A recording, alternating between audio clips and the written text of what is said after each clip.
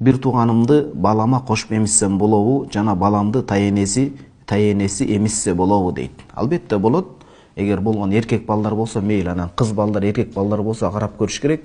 Кээде алыска адамдарды эмизип калат, кийин алар нике кылып үйлөнүп калганда кыйын жагдай болуп калат. Ошон үчүн эмизгендерди бир тетрадь ачып, ошону тизмектеп жазып коюш керек. Ушул балдардын сүт энеси мен болом, менин балдарымдын сүт энеси мындай болот деп.